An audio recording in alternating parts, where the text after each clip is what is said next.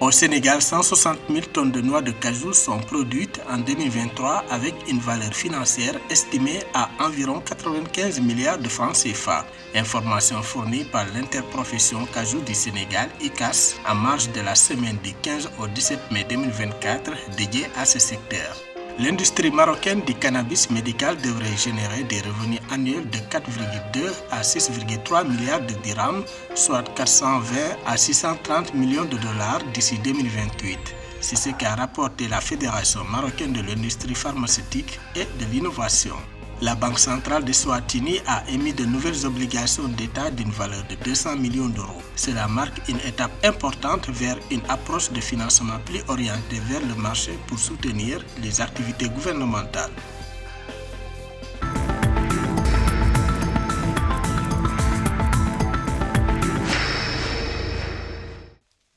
Le Sénégal a enregistré une production record de 16 000 tonnes de noix de cajou en 2023 avec une valeur financière estimée à environ 95 milliards de francs CFA. Selon les données fournies le 17 mai 2024 par l'interprofession cajou du Sénégal, ICAS, cette réalisation exceptionnelle dans la production de noix de cajou confirme le rôle important du Sénégal sur le marché international en tant que producteur majeur de ce fruit à coque.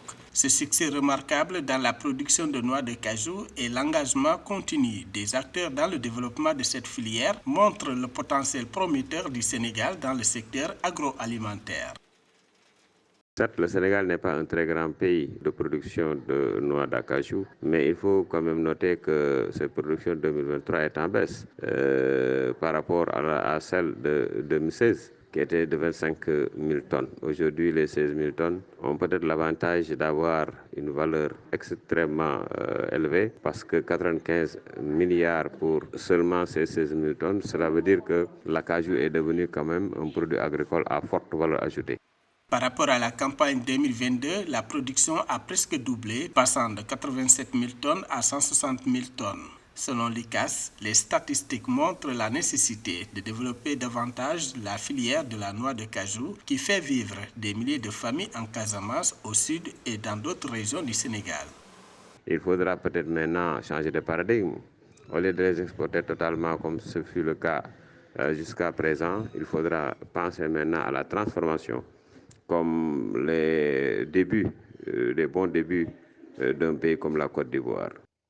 Selon les données de la Société d'aménagement agricole et de plantation d'Anacardier, SAPA, plus de 75 à 80% des noix de cajou récoltées sont vendues à l'état brut et moins de 6% de la production locale est transformée principalement pour le marché local des amandes. Par conséquent, le reste est considéré comme une perte après récolte et la destination est souvent inconnue.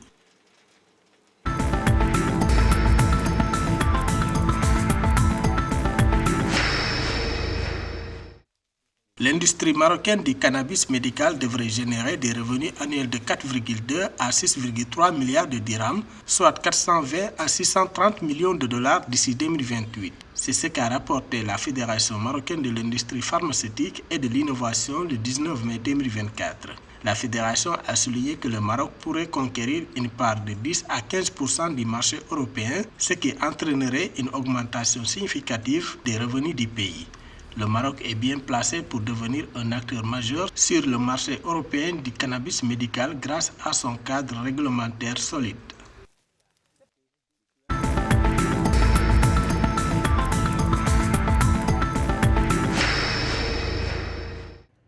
La Banque centrale de Swatini a émis de nouvelles obligations d'État d'une valeur de 200 millions d'euros.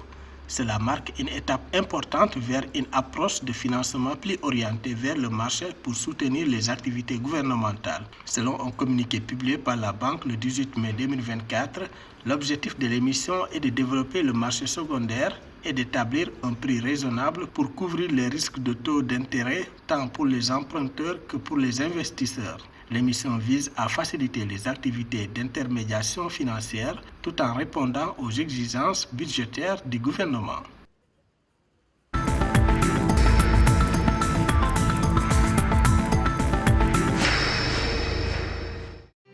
En Côte d'Ivoire, la position extérieure qui englobe tous les avoirs financiers et engagements financiers à l'étranger a enregistré un déficit de 19 044,5 milliards de francs CFA à fin 2022, en hausse par rapport au déficit de 15 424,2 milliards de francs CFA de l'année précédente, indiquant ainsi une détérioration de 3 620,3 milliards de francs CFA selon les données officielles de la BCEAO. Ce déficit représente 43,6% du PIB en 2022 contre 39,4% du PIB un an plus tôt, témoignant d'un niveau important d'ouverture financière du pays. En effet, les avoirs financiers extérieurs se sont élevés à 11 813,5 milliards de francs CFA, tandis que les engagements financiers extérieurs s'élevaient à 30 858,1 milliards de francs CFA pendant toute la durée des études.